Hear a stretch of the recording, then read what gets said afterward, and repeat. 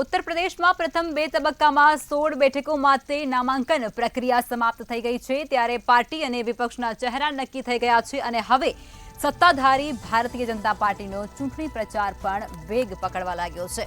ત્યારે વિપક્ષના ઉમેદવારો પોતપોતાના પક્ષોના વડાઓ આવે તેની રાહ જોઈ અને બેઠા છે। હાલમાં ઈદ પછી સમાજવાદી પાર્ટી અને બહુજન સમાજ પાર્ટી બંનેના વડાઓ રેલીઓ કરશે। सपा प्रमुख अखिलेश यादवनी पहली रेली ईदना बीजा दिवसे एटले के 12 एप्रिले पीलीभीतमां योजाशे। भाजपे अहीं वरुण गांधीनी टिकિટ कापी अने राज्यना पीडब्ल्यूडी मंत्री जितिन प्रसादने आपी थी टिकિટ। तो बीजी तरफ मायावतीना भत्रीजा आकाश आनंदे नगीनाथी चूंटणी प्रचार शरू कर्यो छे। मायावती आ सप्ताहना अंतमां चूंटणी रेलीओ पण शरू करी देशे। त्यारे 11મીએ नागपुरमां तेमनी रेली कराशे तेवुं पण अत्यारे जाणवा मळी रह्युं छे। तो हवे बंने पक्षों ज्यारे आमने सामने आववाना छे त्यारे हवे तेमना नेताओ छे तेमना स्टार प्रचारक छे तेमना द्वारा आ जुदी जुदी रीते चूंटणीनो प्रचार छे ते शरू थई चुक्यो छे। प्रचंड प्रचारमां बंने पक्षना नेताओ लागी चुक्या छे।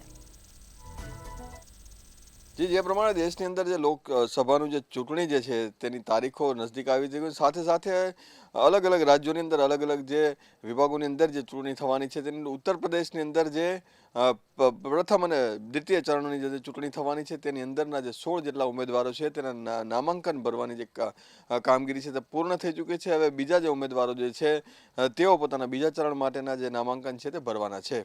परंतु सौप्रथम बात ए करीए के चूंटणीनो प्रचार जे छे ते भाजपे शरू कर दीधो छे। भाजपे अलग अलग मोटा शहरोनी अंदर अत्यारे तमाम जे मोटा नेता वडाप्रधान नरेंद्र मोदी होय अमित शाह होय के जेपी नड्डा होय तमाम जे लोको छे तेमणे अत्यार सुधीमां मोटी मोटी सभाओने गजवी चूक्या छे।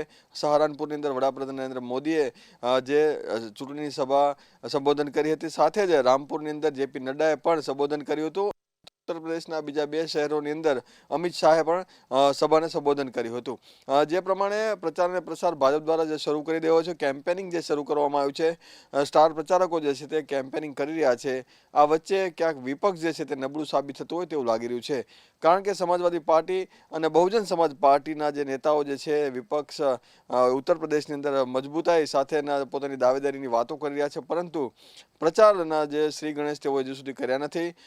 ભાજપે જે સભાઓ શરૂ કરી છે તેમના સ્ટાર પ્રચારકોની સાથે પરંતુ ઈદ બાદ જે બંને જે મોટા પક્ષો છે સમાજવાદી પાર્ટી અને બહુજન સમાજવાદી પાર્ટી તેઓ પોતાના પ્રચારના શ્રી ગણેશ ઈદ બાદ કરવાના છે।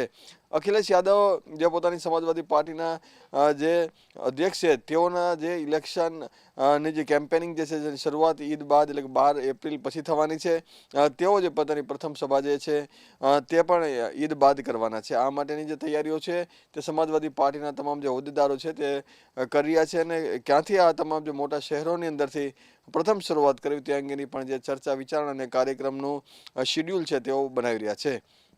સાથે જે પ્રમાણે બહુજન સમાજવાદીના માયાવતી છે તેઓ પણ જે પોતાનું જે ચૂંટણીના શ્રી ગણેશ જે છે તેઓ ઈદ બાદ કરવાના છે તો તેને લઈને પણ જે તૈયારીઓ છે તો બહુજન સમાજ પાર્ટીના જે કાર્યકર્તા છે તેઓ કરી રહ્યા છે। મમતાની જો વાત કરવામાં આવે તો પશ્ચિમ બંગાળની અંદર પણ જે પ્રમાણે તેઓ ચૂંટણીના પ્રચાર અને પ્રસાર જે શરૂ કર્યા છે તેને ધ્યાનમાં રાખીને માયાવતી પણ જે છે તે પોતાના જે 2 લોકસભા દીઠ 1 સભા જે છે તે કરવાના છે। એટલે કે મમતાની જે માયાવતી પણ જે છે તે 2 લોકસભા સીટો દીઠ 1 સભા કરવાના છે। એટલે કે પ્રથમ ચરણની અંદર જે આવતા જે ઉમેદવારો છે તેની અંદર પણ ફટાફટ આ જે સભાઓ થશે તેવી શક્યતા જોવામાં આવી રહી છે। એટલે અખિલેશ યાદવ જે છે તે પોતાનું જે વિપક્ષ તરીકેનું જે બળ જે છે તે વધારે મજબૂત થાય સાથે સાથે જ તમામ જે તેના જે ઉમેદવારો જે છે તેને એક સારો મોકો મળે સાથે સાથે જ તમામ જે લોકો જે છે તે જીતે તે માટેનો પ્રયાસ જે છે તે કરી રહ્યા છે। પરંતુ પાંખ્યો જંગ છે તે ઉત્તર પ્રદેશની અંદર જોવા મળશે। જી।